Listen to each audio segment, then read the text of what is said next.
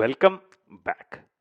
In this quick tip video, we would look at how you can do mathematical calculations accurately and also look at a few important things from the math module. Earlier in the course, we learned that the default float class is not really accurate. If I do 4.5 minus 3.2, what is the value that's printed? It's printing 1.2999998. That's not really accurate, right? That's where the decimal class comes in. So you can create, let's say, a decimal value, decimal of 4.5. Important thing is you have to pass the value as a string. And you can see that it's throwing an error. That's because decimal is in a specific package. Let's import that package in, import decimal. Let's go one step better and let's say from decimal, import directly the decimal class into the current namespace. So now I would be able to use the decimal class directly, and I would be able to say value 1 is equal to decimal of 4.5, and let's say value 2 is equal to decimal of 3.2. Now if you see what is the value of value 1 minus value 2, you'd see that it gives you a decimal value of 1.3. This is pretty cool, right? So whenever you want accurate calculations, it's better to go with the decimal class. The built-in floats are not really accurate.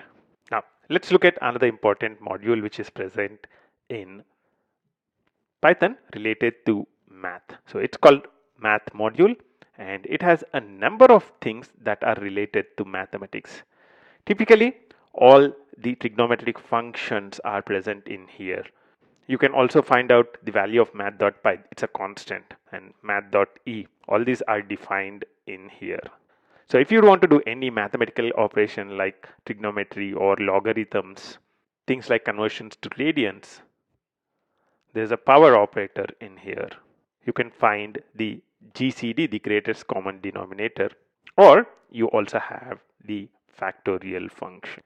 Typically, for any of these operations, you would go to the math module. If you want to get help on any of these functions, all that you need to do is say math.factorial, and you get the help related to that. So you see that it's factorial of x. You can pass one parameter and it says it raises a value error if x is negative or integral. I'm typing in :q to exit, and you can find out about any of the things that are present in here. Let's say you want to find out about math.ceil. What does math.ceil do? So it returns the smallest integer greater than equal to x. So let's type in :q and get out and call math.ceil with 5.5. What would be the output? It returns 6. Smallest integer greater than or equal to 5.5. What is this? 6. Now if I pass in minus 5.5, it's minus 5. So it returns the smallest integer which is greater than this. When we talk about negatives, minus 6 is actually less than minus 5.5. Minus 5 is actually greater than minus 5.5. So it returns the smallest integer which is greater than minus 5.5, which is minus 5. Similarly, you can try and get help for other functions and try them out. In this video, we looked at a couple of important tips regarding mathematical functions, right? Number one, if you are doing any financial calculations, do not use floats. Use the decimal class. Decimal class gives you accurate results.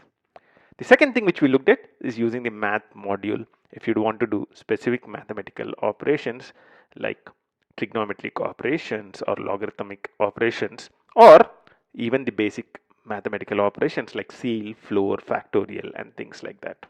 Until another tip, that's bye from Ranga in 28 minutes. I'll see you in the next step.